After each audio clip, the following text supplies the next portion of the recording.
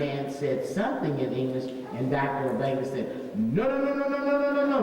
That's not what I said. So he was in camouflage. So, you know, he says his English is not that good. He understands, but you do need to put your ear up. But don't say that he said something, because he'll correct you, whether you're in English or in French. And then he went through the word philosophy and showed the origins, of the word itself. And so, the more he got into the presentation, the more Europeans started exiting the room. And the more he was speaking the truth, the more Africans started shouting. You know how we do. And so by the end of the presentation, when Dr. Obenja was through, we were standing on the tabletop. We're going to sit right here. No, yes. Jeffrey was up on the stage, howling and shouting. Sharsha McIntyre was just waving her hand like she just didn't care. And Dr. Hilliard got on the stage and threw his hands up and said, now you can go and tell Miss Daisy she can fly home down there.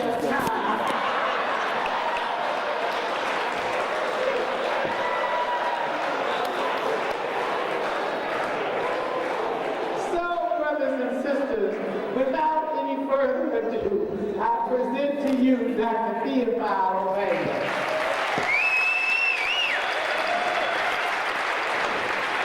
Thank you. I love you, man. Yes. Hotep. So I will try to speak in English. Thank you, Queen Zinga, President. Dr. Ben, thank you for coming. And now you live in New York, it's not too far. And this is the hometown of Dr. Jeffries. He told me that. So you are very happy to be here. It's cradle, too. So you have 3 cradle.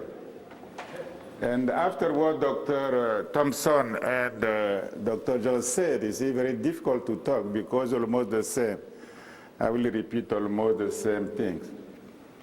So when you study what we call classical studies, we must know Medu nature, you see.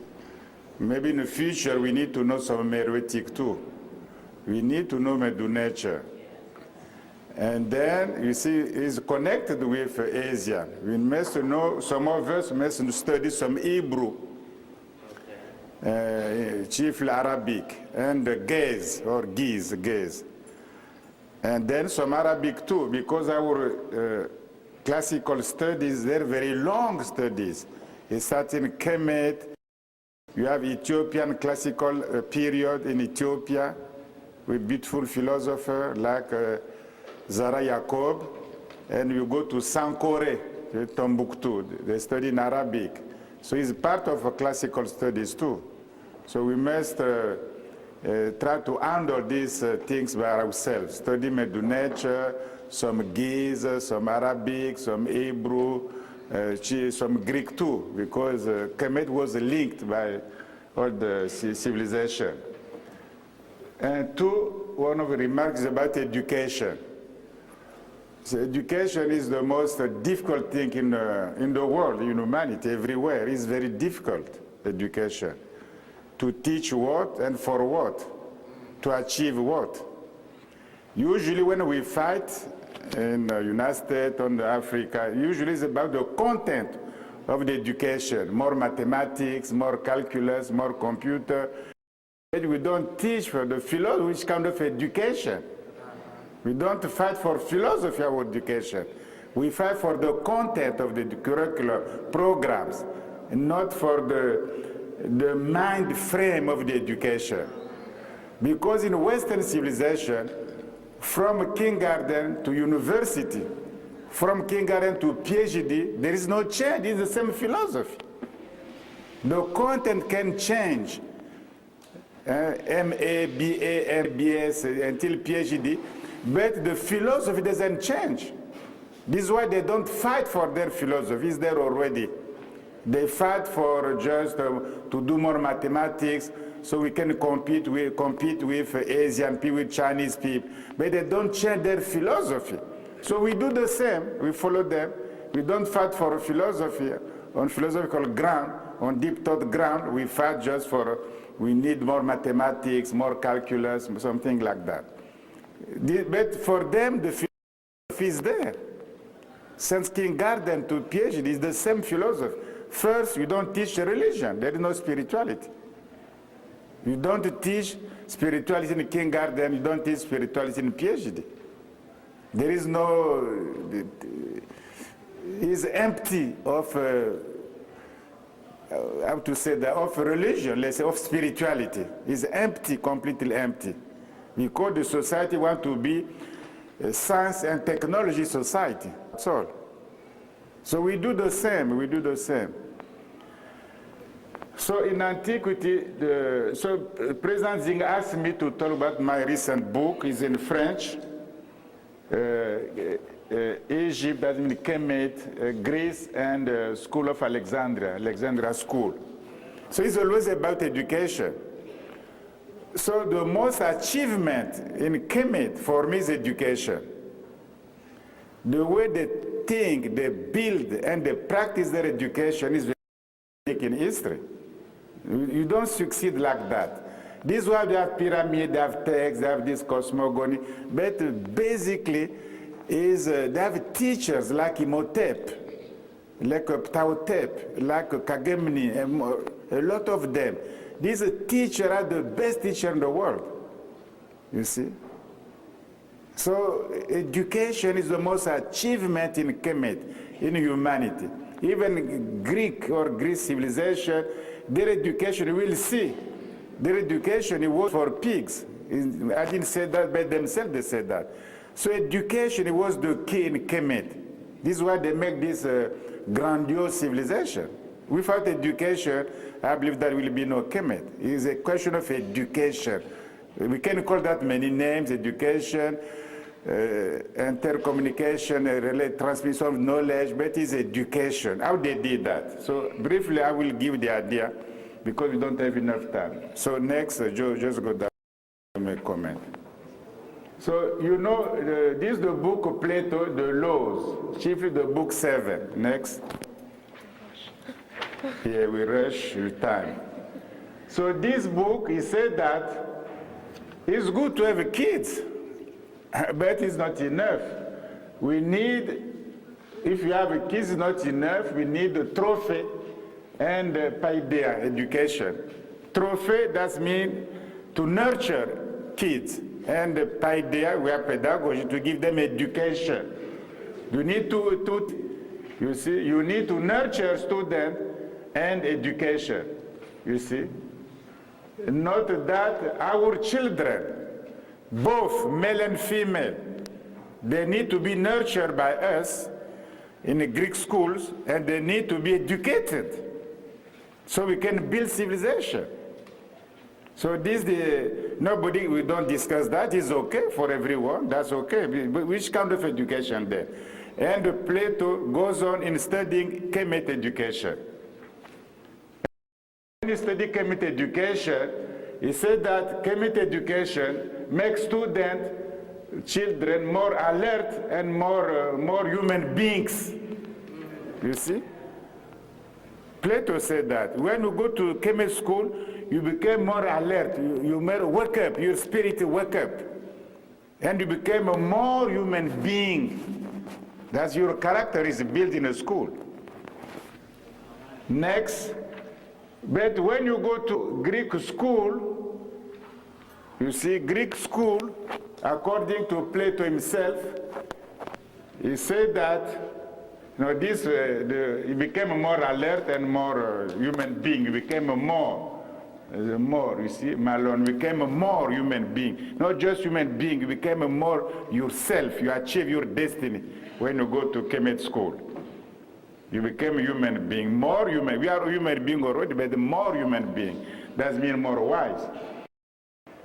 And when you go to KMT school, When Plato himself compared what they do in chemistry school, I give Greek because it will be no debate. You see, it's our school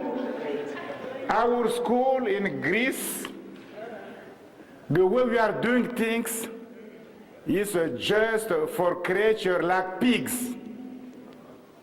You see, like pigs. You see, and he said, myself, I'm ashamed. Myself as a Plato, I'm ashamed. We do things like that, is a shame. And also, not only for myself, as a whole, for all Greek, the Greek world is a shame. What we can do, our education, when you compare with a KMT, is not even for human beings, it's just for pigs, for animals. It's said by Plato himself, you see. And the way you use that is very strong. The translation, they say, is not very good. They say, it's the condition of a grizzling swine. You see, this is a translation. They keep the word swine, because the word swine is here. But what he says more than swine is not for tremator. That's for creator like pigs. Yes, is for them. The way we are teaching in Greece is just good for creatures like pigs. So our students are like pigs. Yeah. That means what? That means their education was no good. Yes. And he was ashamed of that. He said that in the law next. The translation is still the same, I believe. The translation is still the same. Next. Yes, I give many translations, say it will be the same. It will say always it's not for human beings, not for humanity. Our education, you see, is just, it doesn't belong to humanity, our education. Yeah, to the offspring, yes, you see. Yeah, of some the pig. It belongs to the offspring of certain pigs. See, you see the judgment. So we believe that Greece has the best education. They teach that everywhere. But it worked for pigs. And this is a Plato, you see, pig, to compare your own education by a guy so brilliant like Plato, to say that is just for pigs, not for human beings. Meanwhile, in KMT, it makes kids more alert, more human beings. You can see how it's deep. You see? So this is the same. I give a lot of translation. The same, so let's move. It's the same, pigs, pigs, pigs. So education in Greece is founded on philosophy. Yes, so if your education is for pigs, for swine, that means you don't have philosophy of education. If you don't have philosophy of education, you don't have philosophy itself. Because education, philosophy of education is just application of your philosophy first. This one, the word Sophia, philosophy, is what? Is obscure in the Greek language and is a foreign language. Is a xenocon, xenoteron. Is very strange to us. Xenox is strange, foreign language. It's not a Greek word. This is why you don't have philosophy. It's difficult to apply philosophy. Your education, by the way, is for pigs. You see the logic? They don't have a philosophy. The word philosophy is not a Greek word. All right. You see? Yeah, they say Sophia, wisdom, did not Greek philosophy. This word is very obscure in Greek language. Very obscure and of foreign origin. So the word Sophia, wisdom, is not even a Greek word. They say that themselves. You don't explain this word in Greek. It's not only obscure, but is for foreign origin, you see. The Greek text is very clear. This word, their education is no good. I give this guy, Reeves, the translation is no good either. So try. But it's good if you want, but try to put I want the text. Okay. Yeah, this text here. Try to make straight and up. Yes, again. So he said that the word Sophia, wisdom, is rather obscure, he repeats obscure, and is non-Attic. Well, in fact, the Greek doesn't say it's not Attic. That means it's not a Greek word anyhow, to make more simple. Because Attic was the Greek for Athens. The most beautiful is Attic. So, in any dialect, it can be Attic, Ionian, Dorian. It's not a Greek word, you see. It's not just the Greek of Athens. The all Greek dialect is not a Greek word.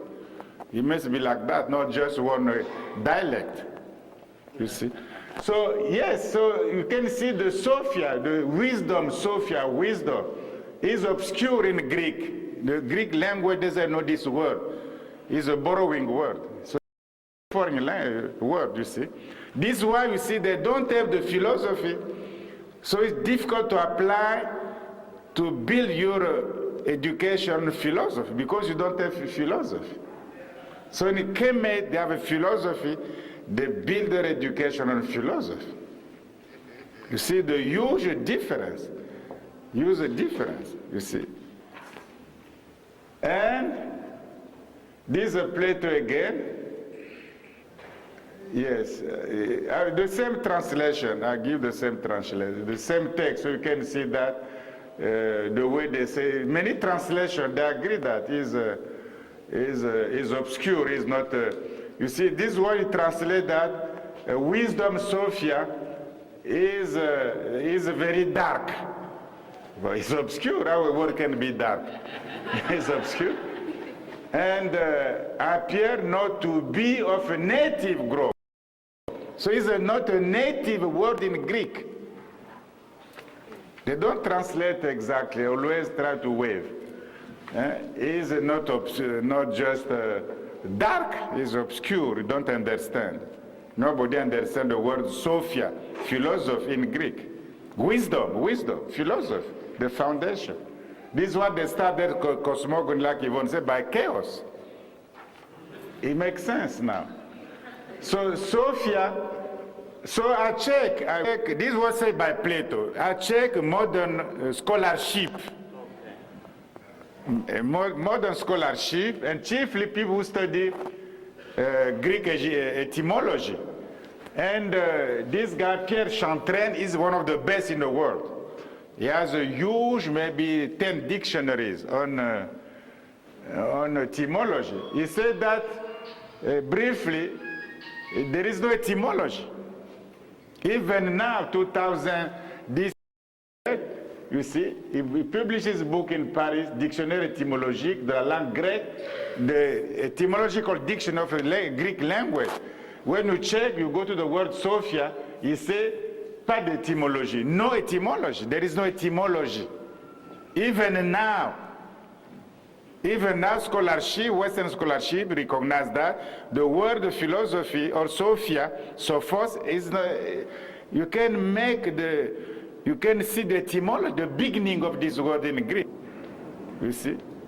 Even now, so they concord what Plato said long time ago.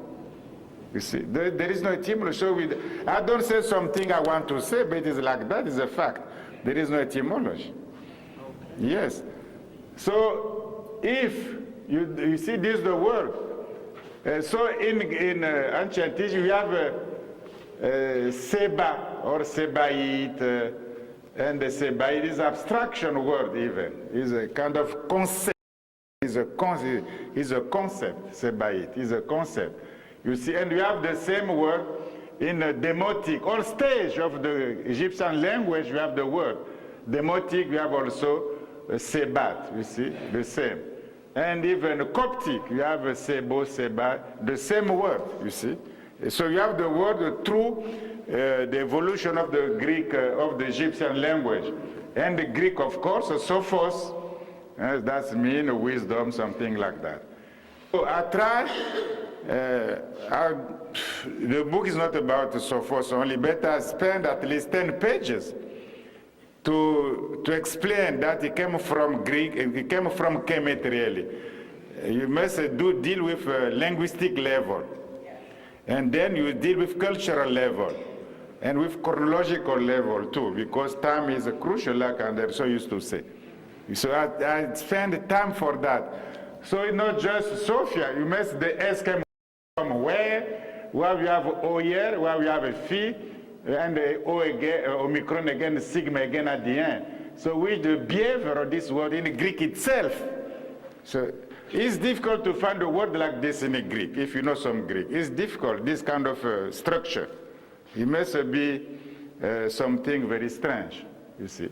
Indeed, it is a very strange word. So you explain each level, each letter by letter, but you must explain why this one is there, why in Egypt you have a seba, it is a B, not a f.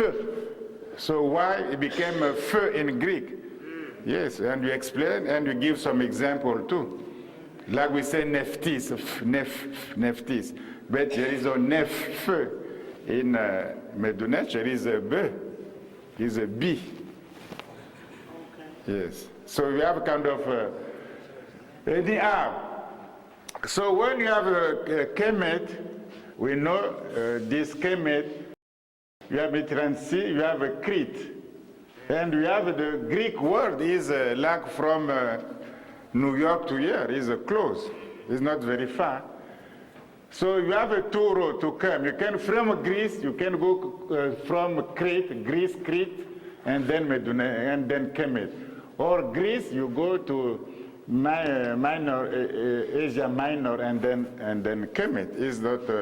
You go by sea by that time, by sea. It's a pleo. You go by sea, you pay your ticket, you go. And we know the amount of the ticket, the price, is written by Plato in a dialogue called Gorgias. Is written, you pay 2 obols or 6 drama. You pay the money, and from Athens and to Naucratis, you pay. Yes, it's written, so it's not fiction. So when you check these people, of course, they don't have education, they don't have wisdom, they don't have nothing. So, you see? And this is the starting point, you see? They recognize that our education is for pigs. It's written by them. They recognize that the word of this Sophia, wisdom, doesn't make sense to our language. That's me. Their education will come from somewhere else. This is why one of the founders of the early church, Omer, he said that the best doctor in medicine, we found them in Kemet. The best doctor to heal you, to cure you. It came from Kemet, not from the best in the world. They came from Kemet. You find them in Kemet. The best doctor in medicine, you find them in Kemet. Next, you say yes, it is by Omer. This one, Thales. If time I will focus on him because he's the first philosopher, the first wise. There are 7 wise only in antiquity. This is the first wise. The first philosopher, the first scientist, the first. So we can see his CV. He came from where? From Princeton, from himself, from dream, from where? So when you check his CV, he's one of the KMT students, the first student. Yes, and he went back, he built a school there, the first. So after, if you have time, we'll focus on him special, like I did in a book. Next. So let's go quick. All of them. This guy is, they have their picture too. This is Solo. One was, we give a law, the law giver in Kemet. Solon. Yeah, he give a law to Kemet, legislator, something like that. But he spent much of time in Kemet studying in Naucratis, in Sais Temple and then Heliopolis, Iunu. You see, he studied there to give a law. Well, now they say the rule of law, the rule of the law. But the first people who give law in Western civilization, they were Kemet students. This is one of the first of them. Yes. Now they say the rule of law, they may spread the rule of law everywhere in the world. But they didn't start. They didn't start the rule of law. It was in Kemet. And this was student who started in a Western civilization. Yes. You see? Now they pretend everything belongs to them. Now they give back to the world. You see? And this also, you see, all of them systematically, all of them. This one, Pythagoras. Of course, we know Pythagoras. There is no Pythagoras, you see. When the text said that when Plato learned that these people, they have their knowledge from Kemet, so he decided to go to Kemet himself. Yes. And he built a school. He is one of the genius in wisdom, in philosophy, in Sophia. But they didn't have the word Sophia. So he spent 22 years in Kemet to study. In Memphis, Mennefer, in Heliopolis, and Waset in Thebes too. And he stayed there. They say, I want to know this. I want to go to the temple. They say, no. You don't go to the temple. You say, why? Because you are not circumcised, you see. You must be circumcised so you can go. To go this place. He said, look, Dumutu, the first Greek in the world, in history, to be circumcised is God. Yes, the first. So he can go to the higher level, to do his PhD, we can say. You see?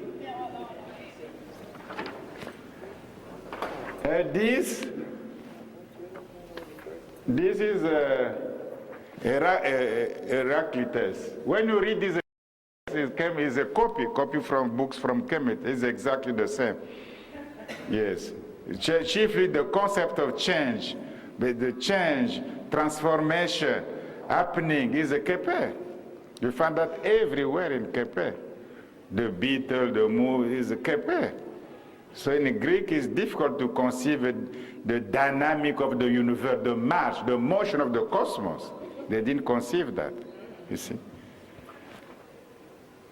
This is Socrates. Socrates. No, Herodotus first. Well, Herodotus, you know, I don't have to tell you. He was there. You have the second book of his history is deal with Kemet, so we know. Next.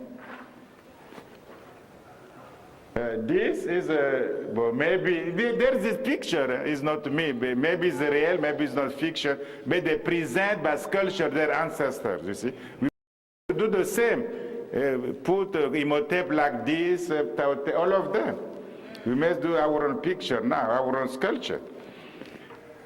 So this Socrates, he didn't go to Kemet as such, as far as we can know. But he said that when I was young, I hear oral tradition. That art, astronomy, geometry, even games in society, chiefly writing, tagrammata, writing, came from Kemet. And the Goti, he gave more detail, very detailed. Jeuti is a symbol, IB, something like that. He give all details, so he's correct. So he said, when I was young, I heard that all these things came from Kemet. He repeat that, you see. So this is the wisdom, the foundation of wisdom. It came from Kemet. They recognize that. So in fact, it was not stolen legacy. No. They stole, in antiquity, they recognize. But when we start slavery, colonization, for 13th century, 14th century, 15th century, they changed the historiography. The way of writing history changed completely. How you can say, I learn from you and make you slave? It makes no sense. You are my master and make you slave now. I don't recognize that. I must destroy your mind and destroy my own mind too. Both.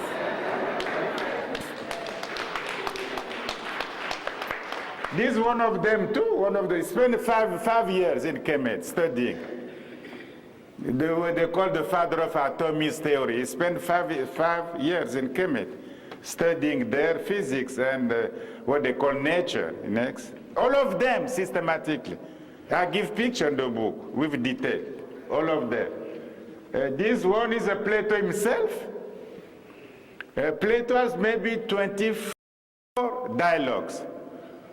In 12 of them, he gives a lot of detail concerning Kemet, a lot. Any kind of information you want on Kemet is a Plato. You can be king if you are not a priest. You can be something like that. A lot of information. And he was there. I say, I saw in a temple picture. I saw. He said that. You see. Next. So he was there. All of them, the best intellectual in Greece, they have connection. That Plato too. Next. So I give you the what he said next. Yes. See, when Plato was taught in antiquity too, in the school, they teach him too. So they say that when he learned from Pythagorean people, that the first principle of their philosophy came from Kemet, from Tenegypto. He went, Eis Egypton. He went to Egypt.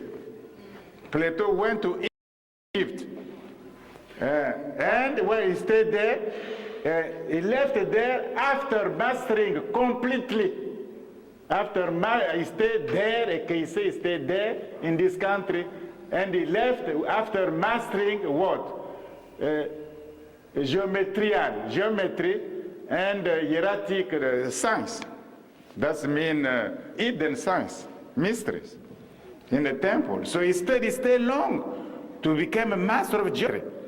He was no geometry in Kemet. You see? This one says, he stayed, this is the translation. This next. This Aristotle too.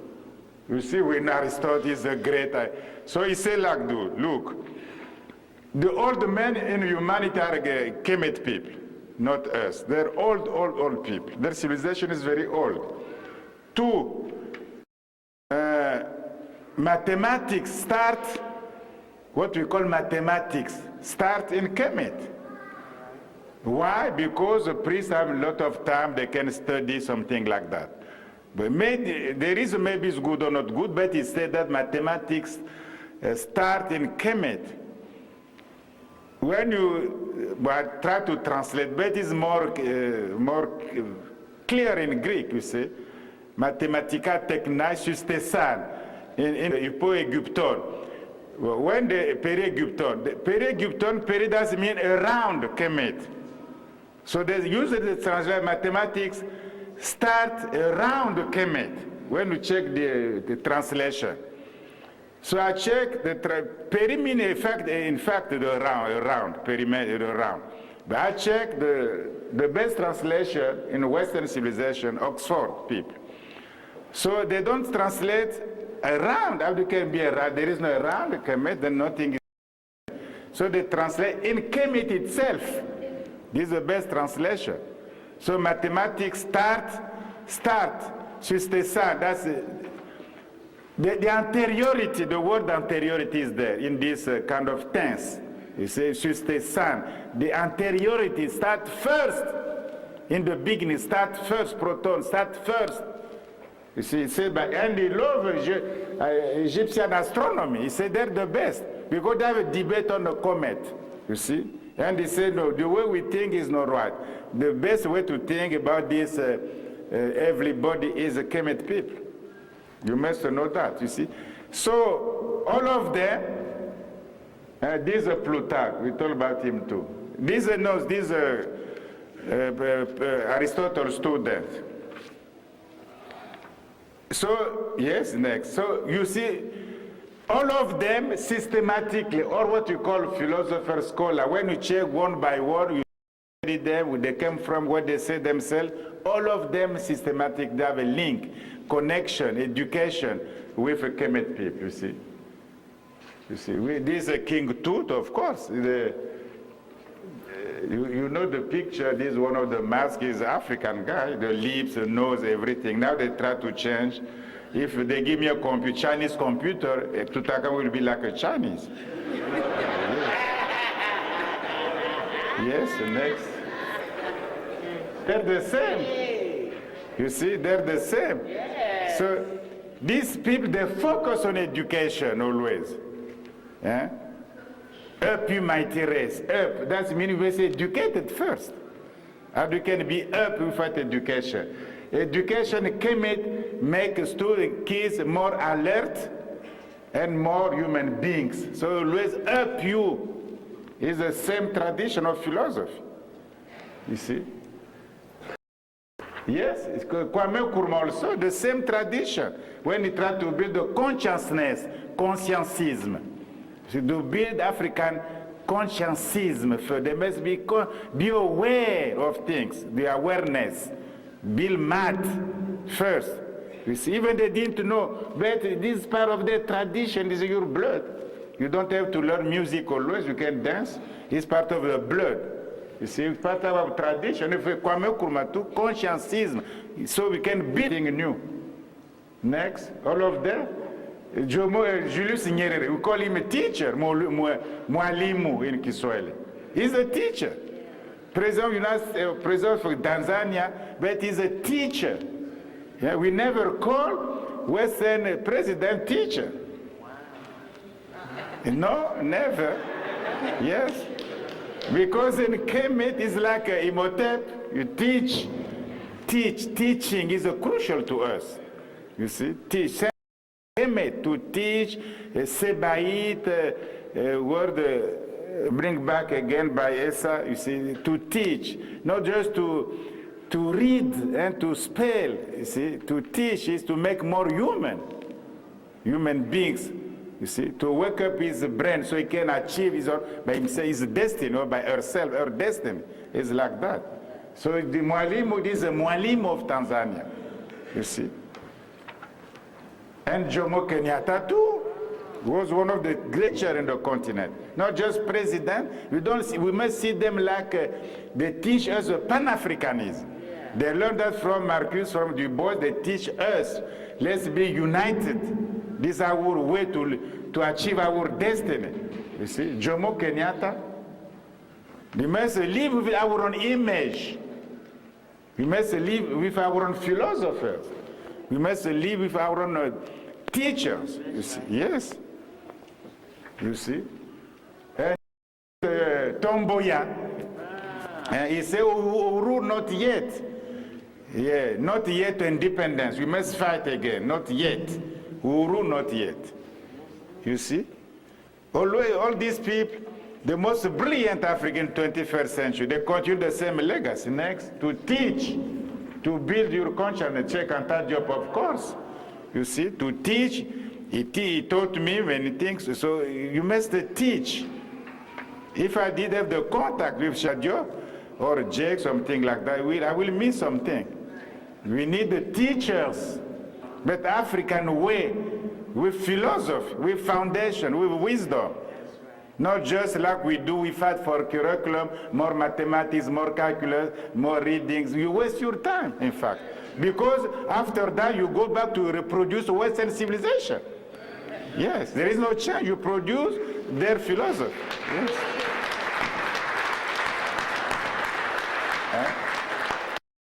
This is a good comment. Because they say, this is a good comment. Jake is a teacher of Africa. You see, it's not me. Instinctively, they know he was a teacher. Like Julius Nyerere, like Jomo Kenyatta, like Sheikh Anta Diop, like Kwame Nkrumah, like Up You Mighty Race, you see, like Marcus Garvey, all of them, you see. This is not my comment. It was made by this Chicago Weekly, you see, the teacher of Africa. Good title, teacher. You teach, it's a responsibility. See, it's a teach. The transmission of knowledge, of wisdom, of goodness, of medunature, medunefe, you see, of deep thought. You must teach.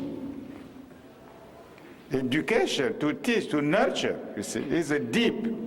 Next, like Ben, Jeffries, all these, as characters, you see. It's basically teaching, to study, at the same time you teach. So this is the continent. We must map only this place too. This is our place. We must map, you see. This is the continent. You can put 10 United States. Yeah, if we build Africa as one, will be powerful than 10 times United States.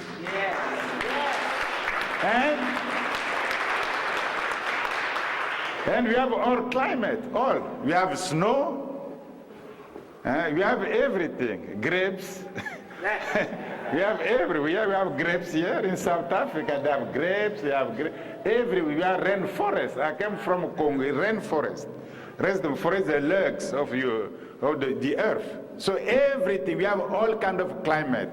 We have Atlantic Ocean, we have Indian Ocean, we have Red Sea, we have Mediterranean Sea. So we have a lot of seas. A lot of water, a lot of river, the wood, the savanna, steppes, all kind of climate, all kind of nature. It's a powerful place. So you have everything. And next, and then you can see even KMT civilization. KMT civilization, nothing came from outside, really. Because everything to build this civilization, you have ebony, it came from, you have ivory, it came from south. You have even the symbol of mud, ostrich feather, it came from south. You have gold, it came from south. You see, everything, even when the Hatshepsut sent boat in Punt, everything came from south. There was, in fact, south people. They didn't, there was nothing to do with the Mediterranean Sea. Everything was here on the continent, with Nubia, Meroe, something Napata, Bonifeder, Erkuf went further than that. They have a connection with the deep south. They have a connection. They knew very well, you see. They went several times to an expedition. They know very well the Red Sea. It wasn't known. The continent was known by them. Now they want to focus on Palestine, something like that. But everything came from here. Even Albastra, Aswan, granite, everything came from basically the south, you see. Now they fight in Sudan. You know why? Darfur. Darfur is here, Darfur. They fight. You know why? Where you have the oil. You have the pipeline from this place, like this, like this, like this, like this, go to the Red Sea. This is a pipeline for oil pipeline. This is why they fight. If it was empty, they want to control. This is why you send humanitarian humanity, Red Cross, all these people. They know, they have maps. Maps is a geostrategy, geopolitics. We don't do maps enough. We must map the world like it is. You don't go to Iraq because you love them to be Democrat. You go there because of purpose. You don't send Red Cross in Sudan. You must have a purpose. They know they want to control. When you could see this is huge oil from here, from Chad too. Chad has that too. Chad has Chad, yes, there is a fight. So Darfur, Sudan, if you control this, you see Darfur, you control. So oil is crucial. Oil is now the foundation of industrial civilization. See? So this is why they fight, in fact. And the continent itself is a paradise. You see, try to do well. You see, they have everything there. You have, for example, I don't read the web, but you have bauxite, you have diamonds, you have gold, anything you want, coal, everything. You have everything where gold.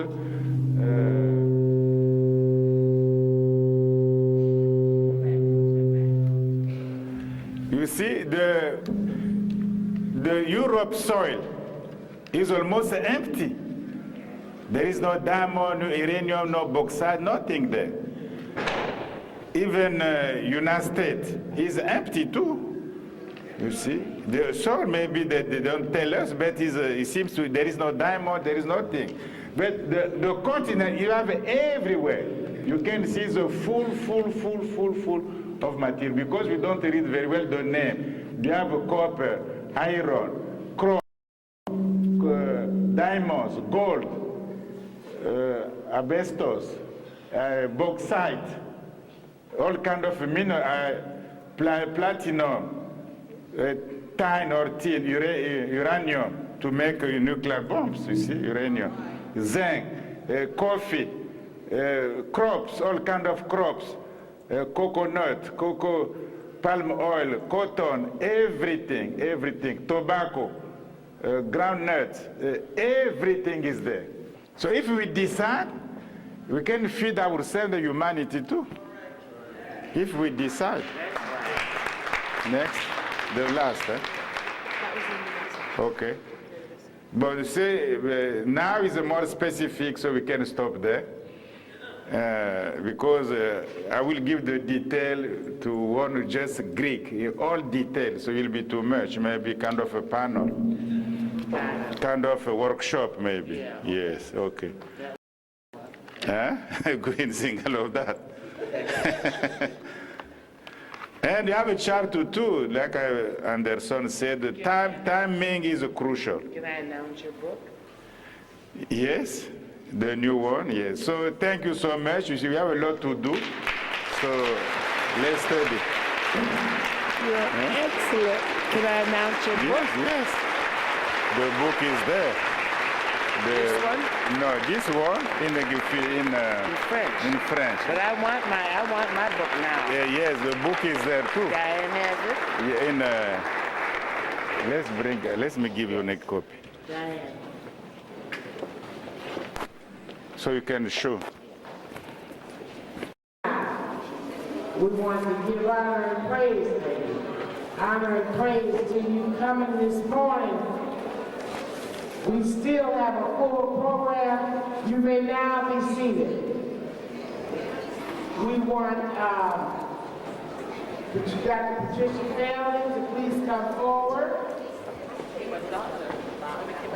Not Doc, she doesn't want to be doctor. We don't call her. That became a doctor real quick. Atlanta, Georgia. She's with the Atlanta chapter of ASCAC.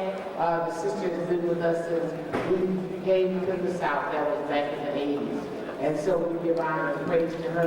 And we ask that you give her all due respect as we now turn it over to her.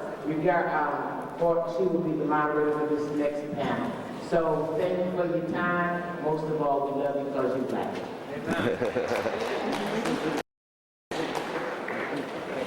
Hotel family. All right. First, let's give praise and thanksgiving to the divine spirit. He's getting his stuff together. Known by our ancestors with many names. You have to give thanks first. All right. Second, I have to give thanks to those who came before me, who struggled, who suffered, who loved, who built, who blessed and mentioned my name, so I may be here today. Amen. I will give thanks. And to those elders in my community, in our community, who is constantly teaching us, showing us, guiding us, protecting us, I am honored to be in front of you today, and in the African tradition, I would like to ask your permission to continue. Thank you. I'm very honored this morning to introduce, and not even introduce, but present to some of you, Dr. Asa Hilliard III, or let me make sure I get this name right. Right. Bufor Amenkwatia. Amenkwatia II. Now, when I asked Asa yesterday, I said, well, what do you want me to say about you? He said, very little, because I got work to do. And I agree with that, but many, we were talking last night, so many of us have heard Asa, but we may have someone new in the audience who may not know much about Asa. So I want to give you very briefly a little information about Asa. Asa is a professor man is in Zinga right now wearing my glasses. And say, Georgia State. I got that, yeah. Asa G. Hilliard III is an educational psychologist and distinguished professor of education at Georgia State University. He has served previous as Dean of School of Education at San Francisco State University. Asa, in addition to his work on educational psychology, Asa has specialized in the study of ancient African civilizations, especially ancient Kemet. Asa has conducted a number of tours to Egypt or Kemet and written a number of books and articles. On a personal level, when I went to Atlanta over 22 years ago, wanting to find that family where I can exchange this information and so I can grow, the first person, Larry Obenja Williams, said, you have to get in contact with Asa Hilliard. And within a month of being in Atlanta, I was able to contact Asa, he doesn't even know it, through his secretary at Georgia State, was able to attend the conference. So I'm very happy to present, and also to let you know that Asa is always supporting us in Atlanta. Whenever we need to anything from the Pan-African movement, Asa is always there. A professional, always on time, and always a great teacher. I'll present to you right now, Dr. Asa Hilliard.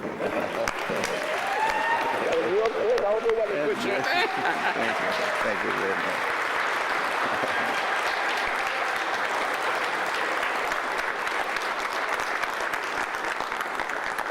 Thank you very much, Totep.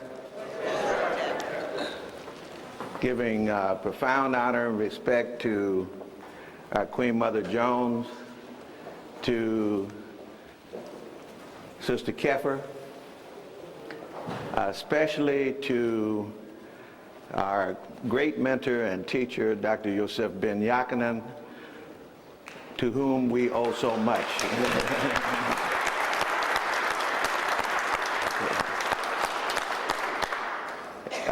I wish that I had the time to go through a great deal of thanks because I owe so much to so many in this room.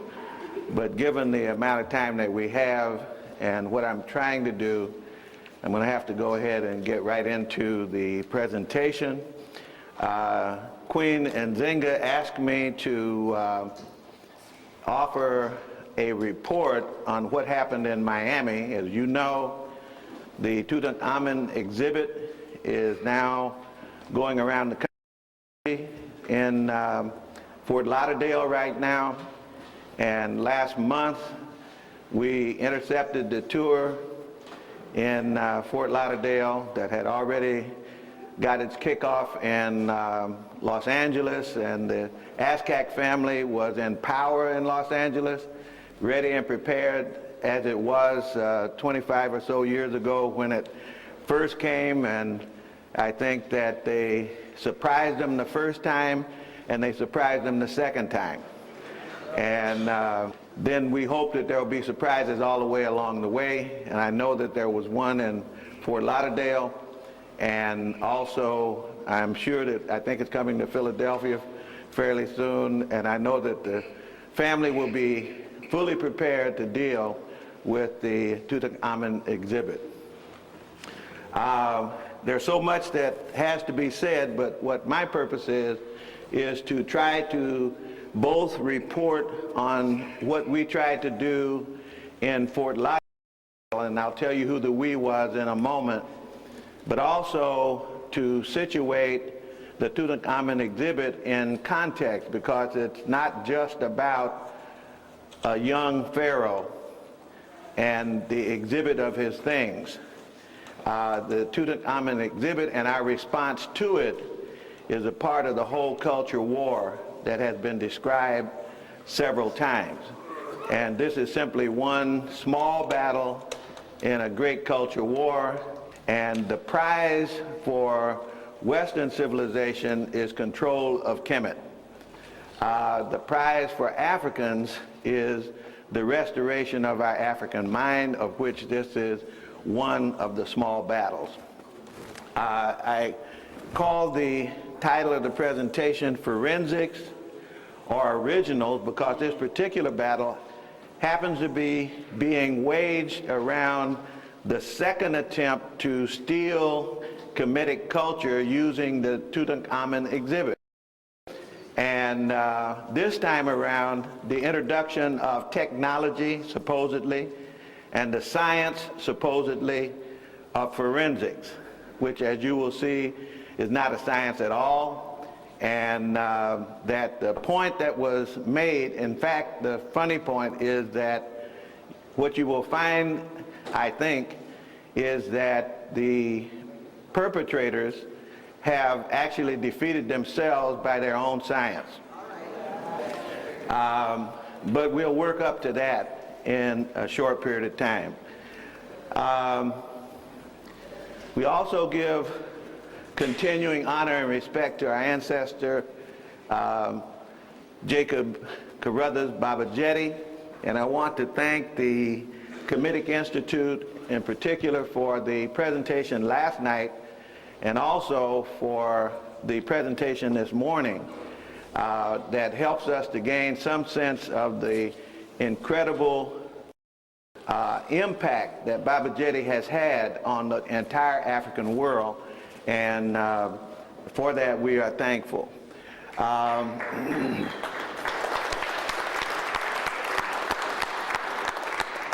I remember when ASCAC first got started under the leadership of Babajetti. He was the one that really pulled together the group that met in Los Angeles, along with Maulana Karenga, co-conveners of that particular conference. That was actually in the same year that we attempted to bring Baba Sheikh Anta Diop to Atlanta for the Nile Valley Conference. This preceded that conference and actually became the beginning of ASCAC, which actually was formalized in Chicago the following year around the Kemetic Institute. This is a photograph at the original Conference on Ancient Egyptian Studies in Los Angeles, and as you can see, it has Dr. Clark on the left, Dr. Ivan Van Sertima next to him, Babajetti in the center, Dr. John Jackson on his left, your right, and of course the second surviving member of that particular breakfast meeting is of course here with us today, and that's none other than our Yosef Ben Yakinen, who is our founding father and has been the guide along with Dr. Clark. That really has been our inspiration all along, and I remember very well, I took this picture and I knew at that moment, I was hoping that we'd get all the founders together at one table, but this was my only opportunity to get most of them, and of course we got the important ones right there. Got to speak up a little bit more, okay. When we met in Los Angeles, this was the slide that I began my presentation with to honor our queen because of the work that Sister Nzinga has done. And to do that, I put the founding mother of the 18th dynasty, Queen Teta Sheri. They actually place her in the 17th dynasty, which is odd, since all her grandchildren and children are in the 18th dynasty. So how you split a family in between two dynasties when dynasty means all a family related by blood is odd, but odd things happen all the time in Egyptology, and that's why we need chematology. I want to say something, and I know this is review for many in ASCAC, but my suspicion is many here will never have had the opportunity to have gone over the report of the Cairo Symposium. And you cannot talk about the Tutankhamun exhibit without dealing with the fact that in 1974, Drs. Theophile Obenja and Sheikh Anta Diop had already settled this issue in magnificent form, and nothing up to today has begun to match what took place in the Cairo Symposium. So I want to spend just a moment or two going over what happened there in 1974. It was a peer dialogue, and the issue was whether Kemet was a black civilization or not. That was the topic. And that was the first time that a multidisciplinary group of scholars, actually convening the great scholars of the field of Egyptology, those who had the reputations, and actually pitting them against two upstarts from the African continent, Cheikh Anta Diop of Senegal and Theophile of the Congo. And when the dust settles, you can see what the conclusion was. That was 1978 that the report was written, The Peopling of Ancient Egypt and the Deciphering of Meroitic Script. And as you know, Dr. Obenja has led in the deciphering of Meroitic, as well as the proficiency that he has in Metaneter. And that is now, if you need it, available as a part of Volume 2 of the UNESCO General History of Africa, published by the University of California Press. And again, this was a meeting at the instigation of Dr. Diop that was called and sponsored on neutral territory by the United Nations, and that was why that meeting was held. Notice that when we start talking about what's happening with this exhibit, that's not a United Nations convened effort. That's a Zawi Hawass convened effort, who has his own personal reasons why he wants conclusions to come out the way they do. This was not an open effort in the examination of Tutankhamun. It was not put together in the same way that the Cairo Symposium was put together. You can't read this, but I just want you to know that when you get the minutes of the meeting, which this Peopling of Ancient Egypt and Deciphering of Meroitic Script is the minutes of that meeting, when you get the minutes meeting, you will want to know who was on the panel with Dr. Obenja and Dr. Diop. And these are the names and institutions of the Egyptologists. So you'll see the type of representation that was there.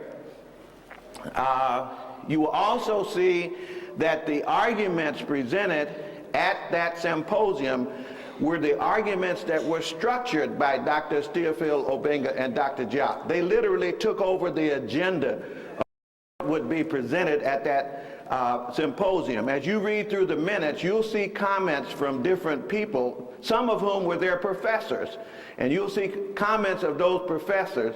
But when it comes down to the substance of the argument, there were these 11 areas that I call the 11 proofs that were offered by Dr. Cheikh Anta Diop and Obenja that determined that these were African people, native Africans of the African continent, not Europeans, not Asians. And of course, if you go to the first one, was they used evidence from physical anthropology. They use evidence from the Kemetic human images. They use evidence from the melanin dosage test, which was created by Dr. Cheikh Anta Diop, because he was also a chemist, a world-class chemist, a world-class physicist, a world-class Egyptologist, a world-class historian, a world-class cultural anthropologist, political economist, and so forth, a multi-genius.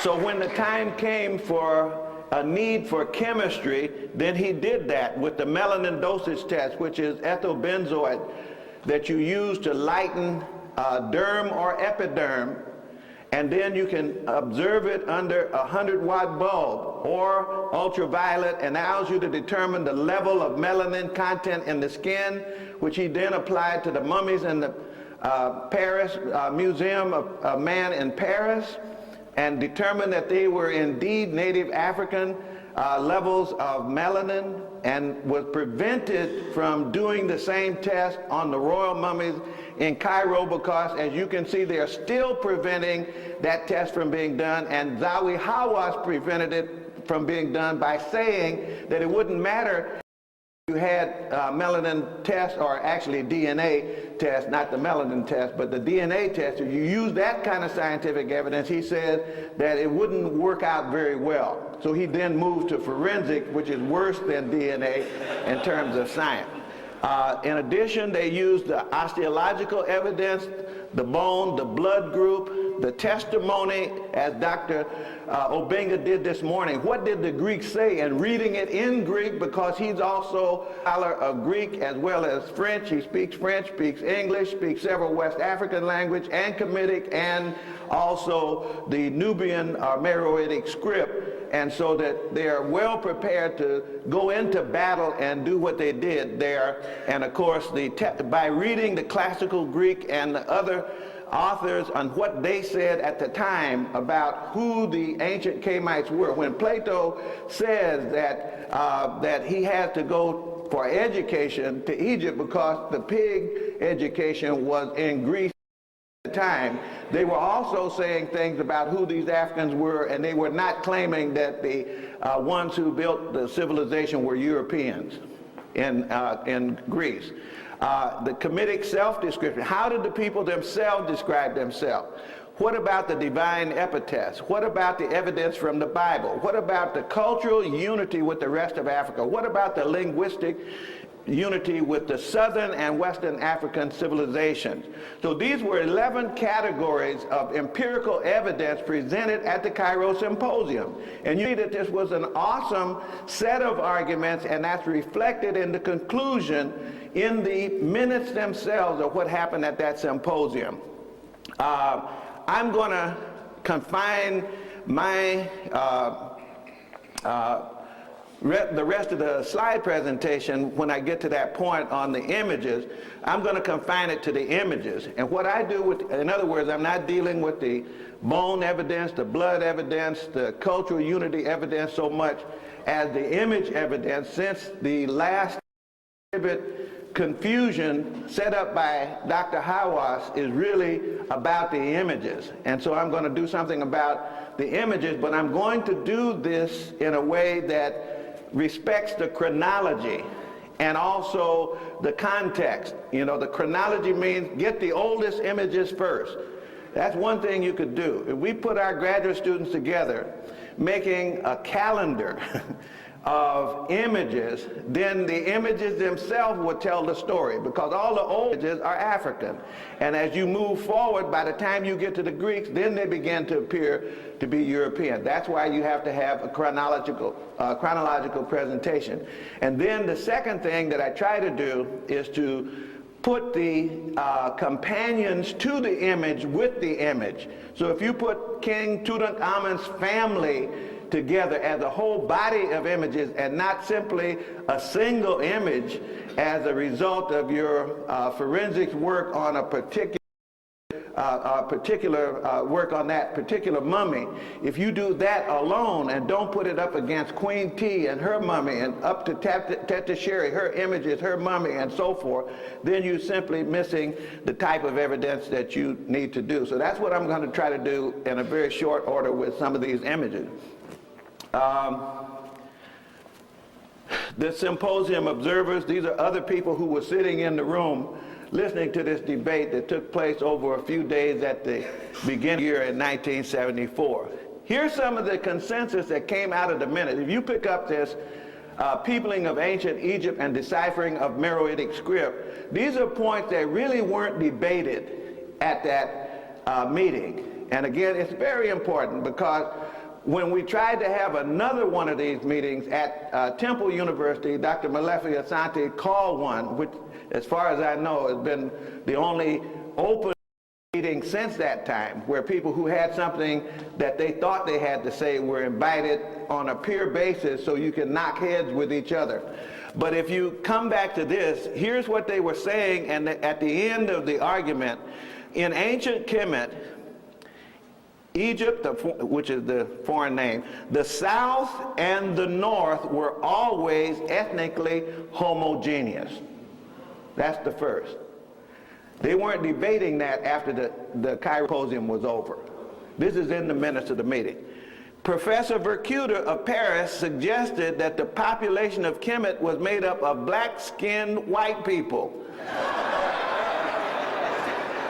And that suggestion was treated as trivia. Nobody picked up and defended him on that. Because, in other words, when you're looking at mummy after mummy, and image after image, and almost all of them are black, then if you want them to be white, you have to say white people are black people.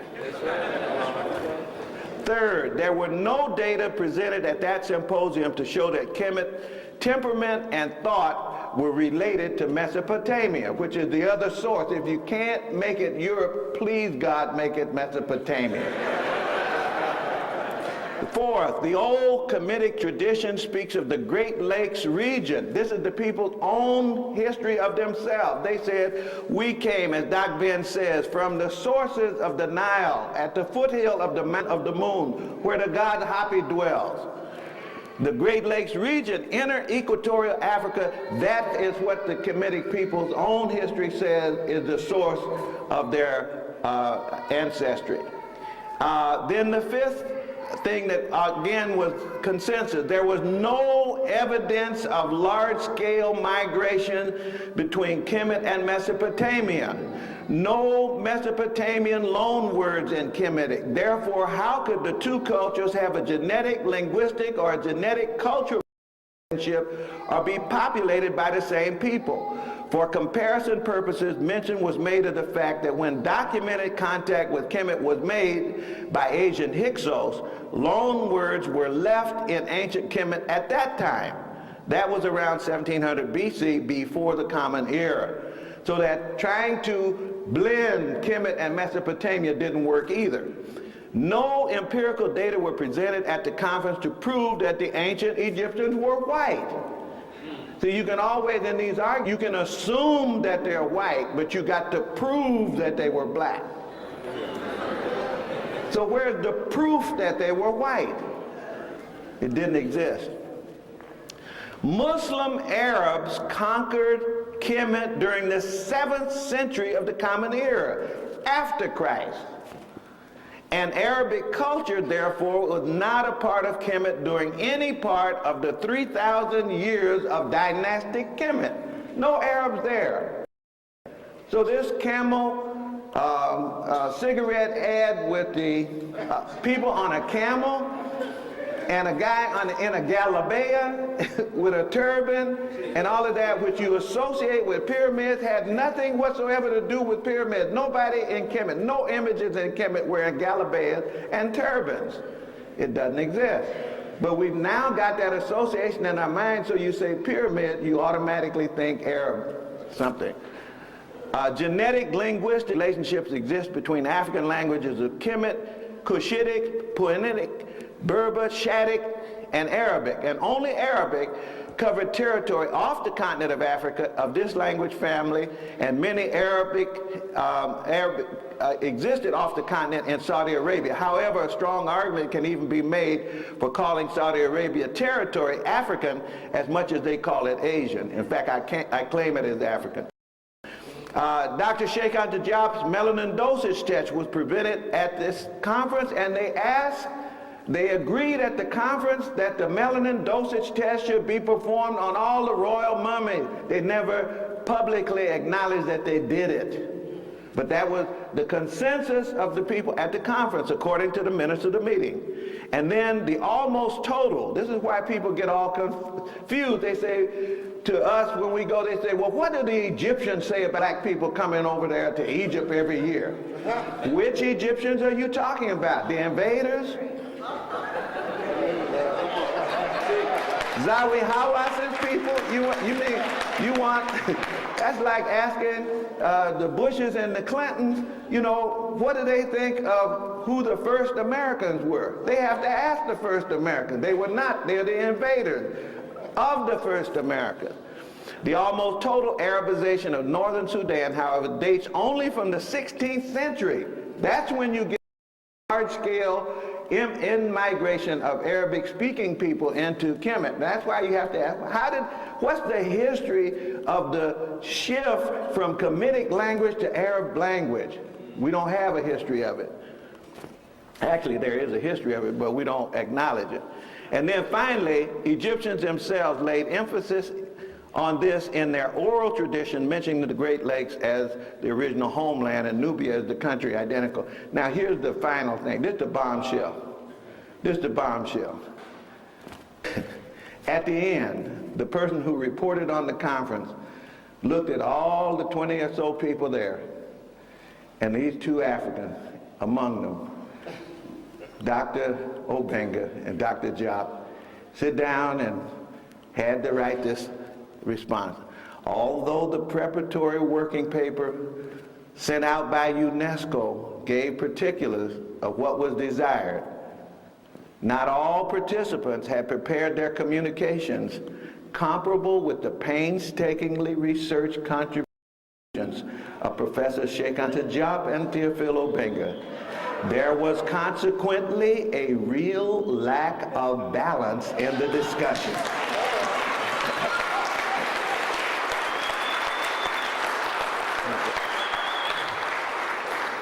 Now here's Zawi Hawass. The controversy over King Tut. I pulled this off the internet, and listen to what he's saying.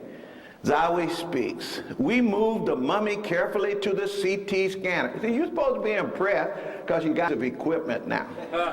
CAT scan. And you probably went in and got one yourself at some point. A nice little picture of inside your body, not your soft tissue.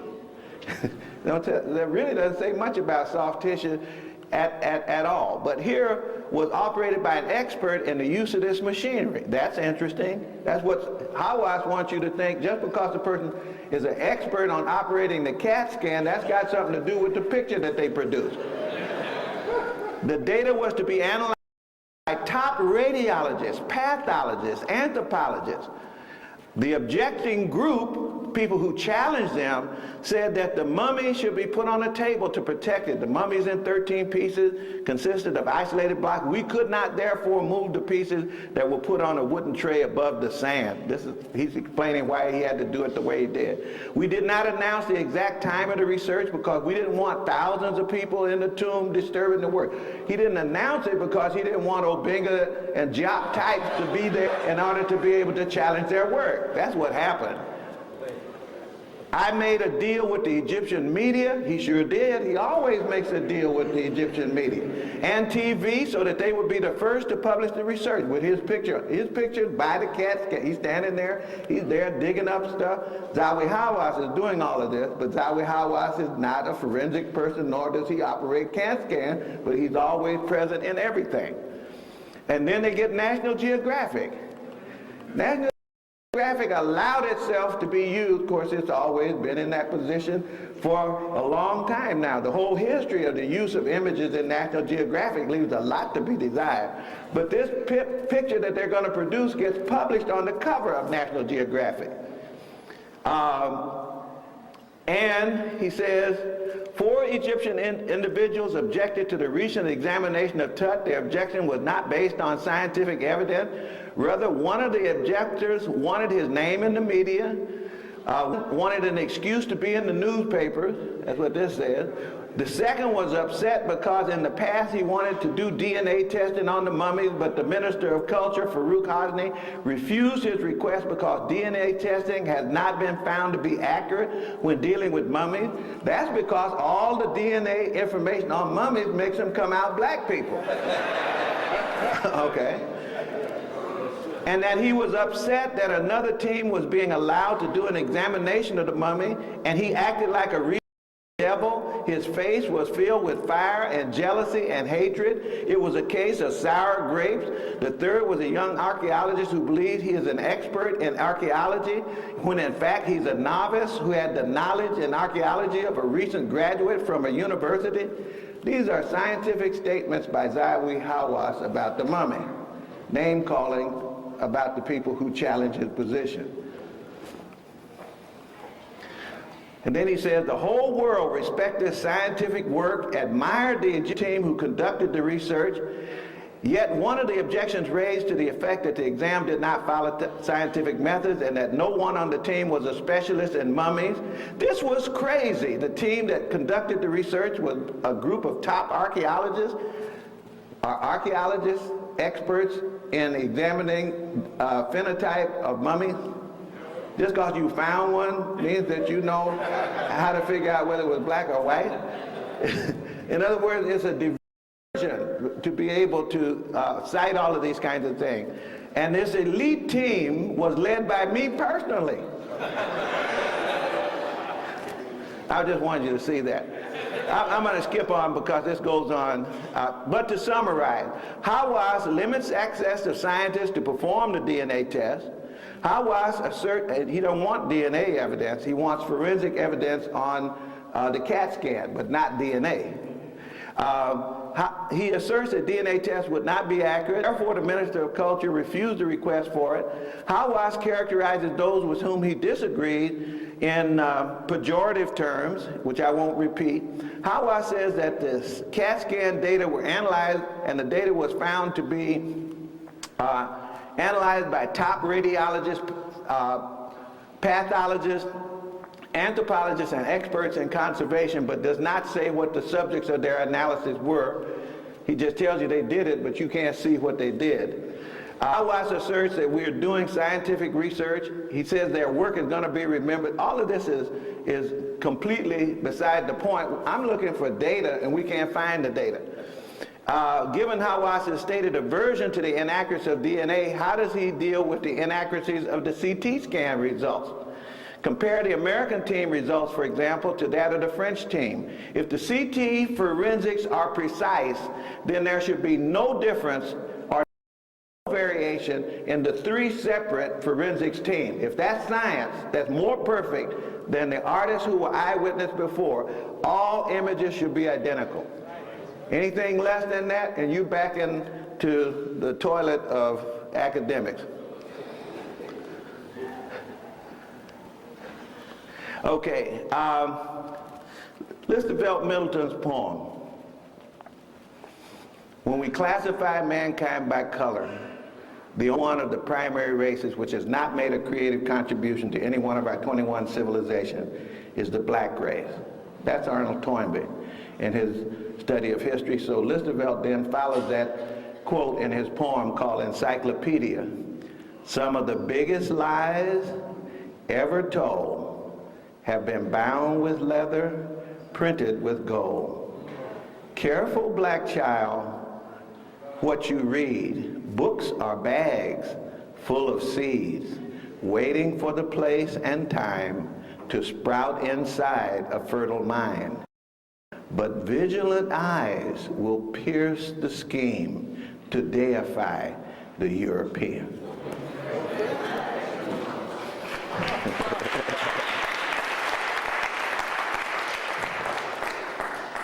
In Fort Lauderdale,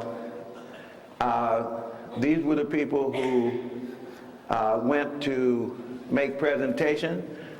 Dr. Theophile Obenja, Bafo, and Martin Bernal was there. Doesn't add much, but he was there.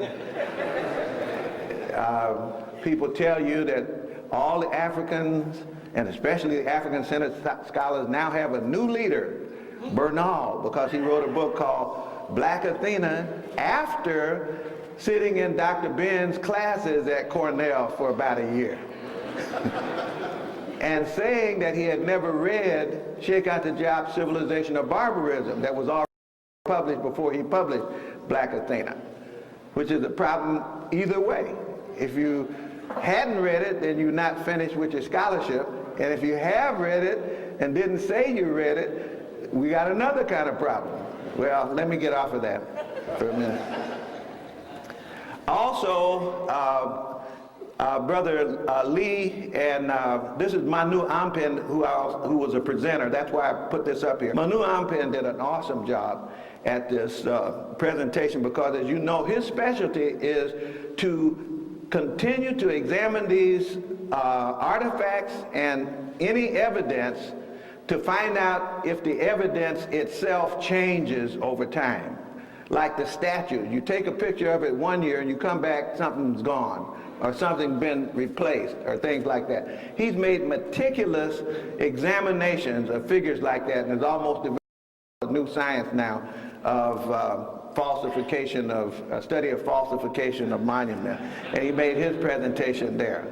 And so, the presentations were made there by Theophile Obenja, and the one that I was on, he had made another one the night before on the exhibit itself. But he also then looked at the relationship of African concepts of beauty, not just in the Nile Valley, but all over. Manu Ampin did the one on falsification and forgery of evidence. Martin Bernal, the Kemetic origin and influence of key vocabulary and concepts in Greek. Now you already heard, just from this book that Dr. Obenja just put out, you know, and if you look at his other book, African Philosophy of the Pharaonic Period, and other writings prior to that time, there's nobody that has that territory under control like Dr. Theophile Obenja. Who went, where, why, when, and what they picked up, and what they did with it, and all of that. Nobody can compare. They shouldn't even be on the same page.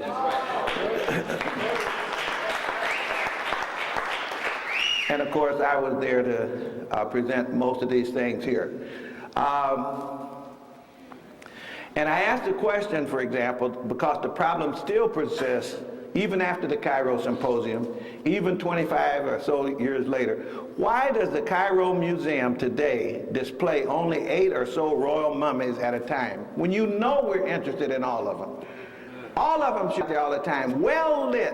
Every last one of them ought to be photographed and put in a book so you can look at them, but you gotta sneak in and try to take a picture here and there, you know. And most of these don't appear, although now you can get some of these online in certain places, but it's very hard with evidence that's important to whole world history. The physical bodies of the pharaohs and the queens themselves, that should be made available, but it has not. The struggle for white Egypt continues unabated. Black African Egypt is a profound threat to the ideology of white supremacy. An incomplete set of studies is being reported through the mass media and in Popular Science magazine, borrowing the legitimacy of CT scan technology to legitimize the arguments that appear to have more of the ring of politics than of science. Certainly, Zawi Hawass' article falls far short of scientific argument, as the quotes above have already shown. I say, it appears certain that Hawass will not welcome challenges. It must be remembered that at least 2 long-term issues are being addressed here. On the one hand, there's the question of the physical appearance of a king, the king, Tutankhamun. On the other, there's the more sensitive question of the nature of the phenotype itself.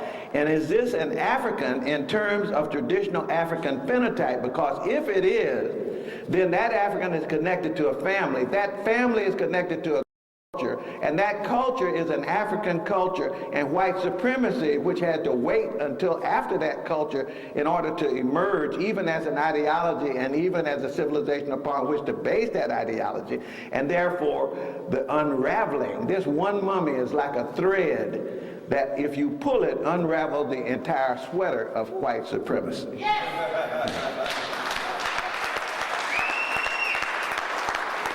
So it's the validity of the findings of a researcher, not the age, prestige, or even the researcher's desire to get his name in the paper that matters. And they're denying to us the evidence. And so here's a metaphor when we talk about what to teach our children. No evidence left behind. Yeah. They have a saying here, since it's New York, I put this one in. Does Macy's tell Gimbels? And what that says is competitors don't share their secret. So if you're a competitor, a scientist, then you close your meeting and you don't let everybody in your meeting. And you keep the scientists who can challenge you out of the meeting. And then you publish only the things that you want published. How about this? Birds of a feather flock together. Yes. That's what I put that in. That has to do with the fact that if you really want to know who King Tutankhamun was, look at his mama, daddy, grandmama, great-grandmama, and so forth, which we're going to do shortly. This is a Liberian proverb, before good food weigh, let belly bust. That means get all the evidence you can get and put it up there. You can't get too much, just like you can't get too much good food. You can't get too much good evidence. And then, how about this one? Beware of Greeks bearing gifts. So watch who's bringing the evidence. Sometimes wolves wear sheep clothing, okay? And don't start no stuff, won't be no stuff. That's what we tell our children. We don't want to go into all these arguments. We want to be studying ma'at. We don't want to be arguing about whether these people black or white. But today we're going to argue that. Chronology, families, looking mainly at the royals, because there are thousands of mummies. We're looking only at the royals, the natives, and the typical images of persons and families. And I'll be able to do this real fast, hopefully. The early dynasties, family antecedents. So this is for the 18th dynasty, in order to respect chronology. What kind of images do we see? Start off with Horimakhet, which now appears to be at least double the age of the pyramids themselves if we accept Schlock and West and so forth, with a profile in particular that reveals who that is. And this profile was drawn by Baron Dinan in the book Travels in Egypt and Syria. So they did eyewitness examinations of Horimakhet and put it in a book. But it's still so you can check whether they were accurate in their reconstruction, just an artist's reconstruction, and so forth. And that's an extremely important image. I won't talk about what it means, but look at the beginnings of the attempt to steal Africa. See, look here. Here's the monument, and here's the Greek bearing gifts. The pharaoh mentioned yesterday, who built the step pyramid, Zoser, Old Kingdom as they call it, but as Anderson Thompson said, we got to fix that chronology and periodization. Imhotep, who was the designer and what he built and so forth, Khufu, Narmer, Ptahhotep. These are just some of the physical images in the old time. You saw the one earlier of Mentuhotep, who when I first started going, they never even had an identifying name on this one. And he was stuck in the booth, in the back, in the corner, in the dark. But what was out front was the so-called son of Khufu, that white man with the little thin mustache and the white woman next to him sitting out in the middle, and then everybody come by with shine flashlight in their eyes to show they got light eyes and they're white people and everything like that. That's the one that Manu Ampin tore down in terms of being a total fake. Yeah. And you got to hear his argument on this. And so, but this one is the one that should have been out in the place where the fake was, and because he's the pharaoh, the one that leads off the 12th dynastic period. And then, of course, all this great stuff is happening. Philosophy is already in place. Pyramids are already in place. Astronomy is already in place. Universities are already in place. And then we get to the concluding part of this, the 18th dynasty, the imperial family itself. In other words, if I gave 1,000 more images, they would all be black like the ones I've shown you.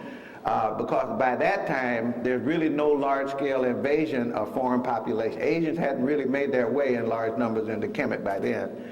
But in the 18th dynasty, if we look at the imperial family, dynasty is a royal family related by blood, and the 18th is this one right here, around 1500 to 1200 or so before the Common Era. This was the age of Mentuhotep, that statue I was just showing you. This is when the pyramids were built. We think Horimakhet probably was somewhere back here. So these are the three golden ages, which I got from Dr. Clark. He was the one that called it golden ages. And the pyramid age, the literary age, the imperial age, and the restoration age. These are all native ruled dynasties. So we're looking at this one right in here. This is after the Hyksos come in, not in large numbers, but they became a military power for about 150 years. That's this period right here. So we want to look at this one right here, because that's Tutankhamun's family here. This is the royal family of the 18th and the 19th dynasty. The 19th I'm not looking at all, and there's a whole bunch of reasons why I'm not. And of course, this is ruled by Ma'at. We've already talked about that. I won't take the time to go into this.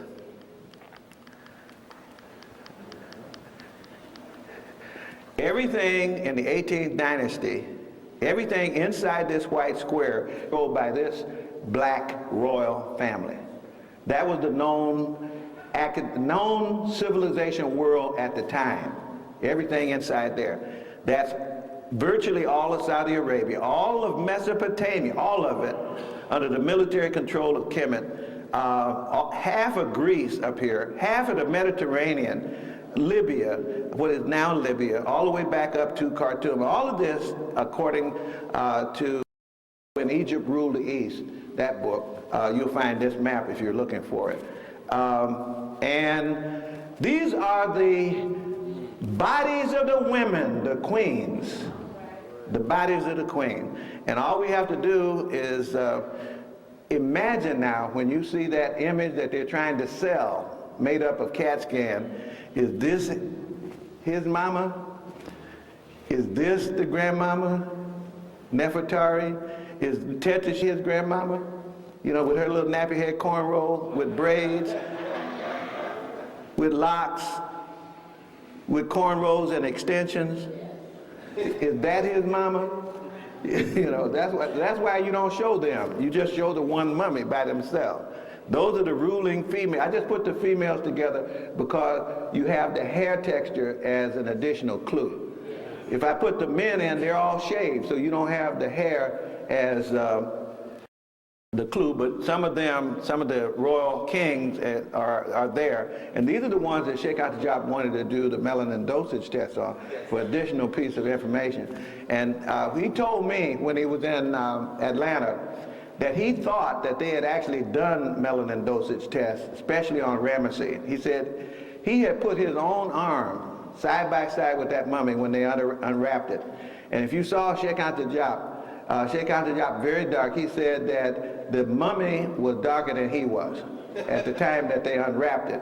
And he said, well, he's dark because of the process, the chemical used in the embalming process changes white people to be black like that. That's what they told him. So that's one of the reasons that he was working on this melanin dosage test, because even though Ramesses II's mummy had been treated with gamma radiation to preserve it, and it had lightened the skin of the mummy, the melanin was there and detectable by the melanin dosage test, because melanin molecules don't die. They just stay there on and on and on. He said, but he thinks that they actually had done the melanin dosage test on Ramesses II's mummy because he saw skin scraped off of it when he saw it the second time, even though it had lightened skin. Again, this is Tetisheri, this is her boy, Sekenenre, this is her granddaughter, Nefertari, and this is the granddaughter's mummy. So 3 mummies, mama, son, and granddaughter. And these are all the ancestors of that royal family that's in that 18th dynasty. Hatshepsut, whose mummy we don't have, but images we do, and all the stuff that she built. Some of the kings of that 18th dynasty, Amenhotep, scribe, Amenhotep son of Hapu, Tutmosis III, Tutmes III, Amenhotep there. And again, I configured this another way by putting all the foreigners over here on the left and all the Africans over here on the right, all the natives over here on the right. The foreigners, including Nefertiti, I'm sorry, don't throw your gold away, just melt it and make it into something that it ought to look like. But according to the book, if you get the archaeological biography of Nefertiti by Vandenberg, one of the things that he argues, and some other authors also argue, is that Nefertiti was the daughter of Dushrata, the Persian king, and that she was sold for gold to Amenhotep III to be the second wife to Queen T. And he died before she got there, so she married the son, Akhenaten, instead. And I'll show you one other little piece of evidence to suggest that that's true. So don't try to make her a native. You can make her black if you want to, because we don't know what she was, because there was a lot of intermarriage in the 18th dynasty between the Persian and the African royal families. What's this? Don't do that. Don't do that to me. Oh, okay. Okay, I'm gonna be done here in just a second. Yeah. Okay. This is Cleopatra. We don't need her, as Doc Ben. And this is the fake Tetisheri. They finally found out this is a fake. They made a white one because they had to deal with this mummy with the short nappy-haired cornrows. This is Alexander the Great. These are all foreigners look alike over here, and so do Africans. Then they began to steal in another way. Say, well, if we can't make black people white, then we'll make black people evil. So we'll make mummies get up and go out of their tomb, choke people, you know, kill folk, and we're gonna name them Imhotep. We're gonna name them Imhotep, you see, and then we'll just keep making these mummy movies over and over again because we cannot control the people, so we'll put them off limits, even to black people, because nobody wants to be hanging out with a mummy, other than the people who found them and ate dinner in the tomb. And so here's Akhenaten, who is, depending on who you ask, some people want to make him the father of Tutankhamun, some want to make other, but they agree that this is the mama of Akhenaten. Some say this is the mama also of King Tutankhamun. And Akhenaten and his foreign wife, Nefertiti. In the tomb, she looks like this, but the famous bust looks like this. Naturally, they're going to take the famous bust, not this one. And this is a brother whose father worked at Morehouse, Sam Williams, who was a spitting image of Akhenaten. So I posed him there so people would see that. And this is a student right now, Shate, who is the spitting image of Akhenaten. You know, so this is not Asian image, this image of African people. And then, of course, trying to steal Tutankhamun, they keep trying to steal this math and switch it over to white. You know, this the mummy, this the math, and this the comic book that you give to children. And then they try to do other things. Newsweek, they say, well, we'll ridicule Africans who are talking about these are black people. Was Cleopatra black? See what she got? A little red, green, and black map earring in her ear. That's Newsweek. Here's Archaeology magazine. And then, was Nefertiti black? You know, I already had them on the left side of the screen, not the right side of the screen. We're not even arguing. You can have Nefertiti, Cleopatra, Alexander. You have all of them people. We don't want them, you know. I'm not going to call Cleopatra what Doc Ben called her. It's hard out here being a pimp.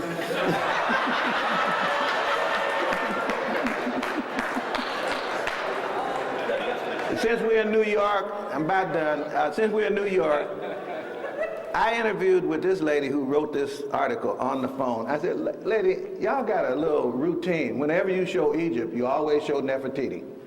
I said, so I don't want to interview you if you're going to show Nefertiti. She said, well, who do you want? I said, Queen T. So instead of the other picture of Queen T, she went and found this one. Half her face instead of the whole face. We just saw it, right? And then, of course, they try to take Egypt by the Aida opera. You see, that's one of the biggest things going when you go to Kemet now, Aida. Now they make the one that Aida is supposed to fall in love with, they make him, the Egyptian, is white, and she's supposed to be daughter of a southern king. And then she, of course, betrays her father for her lover. So that's a couple messages going on. So there's all kinds of ways of trying to steal.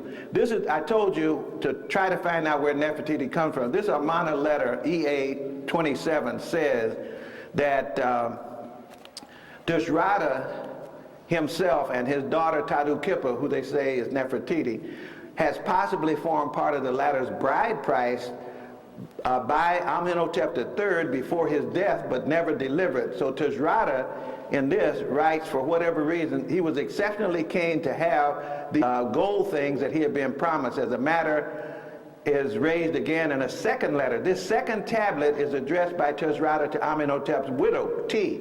So the king of Persia is writing to Queen T asking to fulfill the bride price that her husband was supposed to have given to the king. And so the husband selling the daughter for bling is kind of a thing that's, according to Dr. Obenja, not atypical of what was going on with those Greeks and everybody. Since they eat their kill their fathers and all of that, that's a nice little Western value system.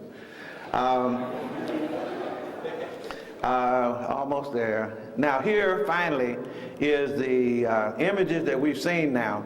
The American got the mummy, CAT scan from this mummy.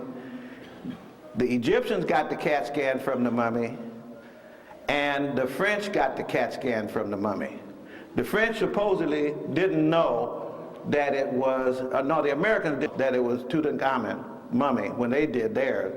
The French knew and the Egyptians knew. And so let me put them together. One of the images from his time, the golden mask image, and his mummy, which had a CAT scan. Now look carefully at what science does. 3 different images. Those are not the same. Which one is the right one?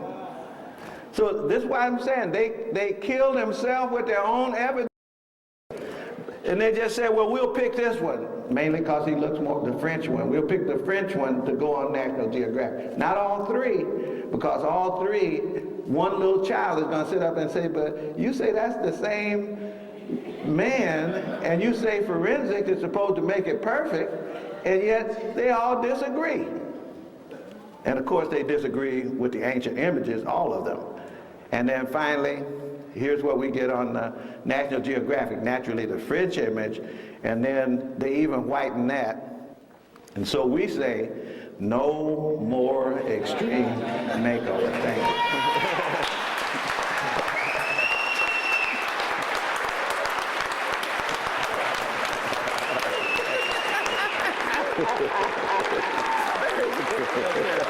You made my presentation. I love it. That's why I want to go first. Did you do that in Fort Lauderdale? Yeah. Oh, man. Yeah.